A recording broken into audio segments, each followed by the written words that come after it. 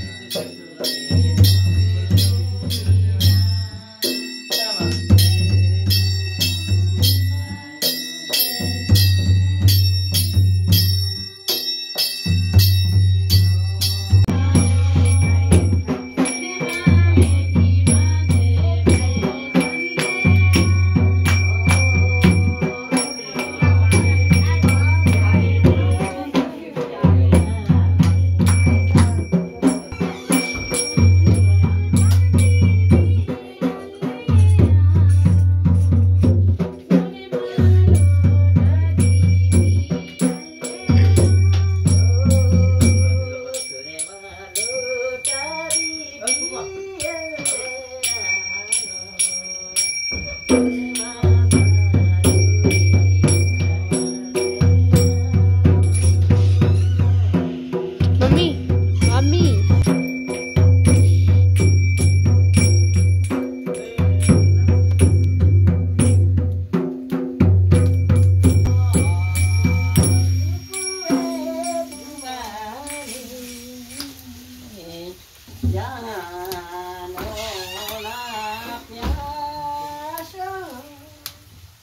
नमस्ते लोडिया माँ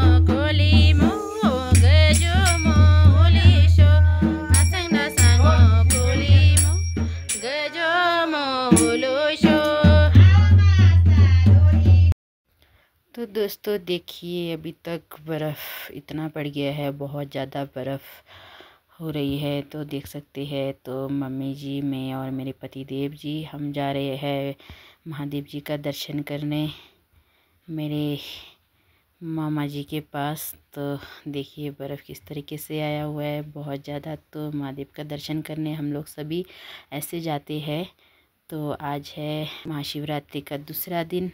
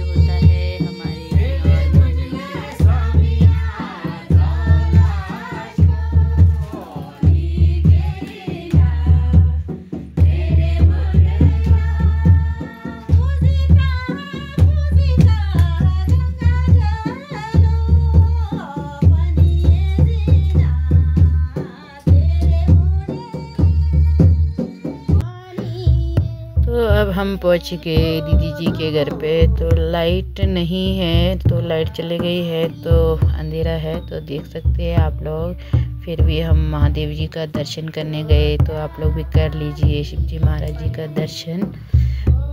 तो बर्फ़ बहुत आ चुकी है, बर्फ़ बहुत आई है बाहर। तो लाइट भी नहीं है, तो अंधेरा हो गया है। आज महाशिवरात्रि का दूसरा दिन है।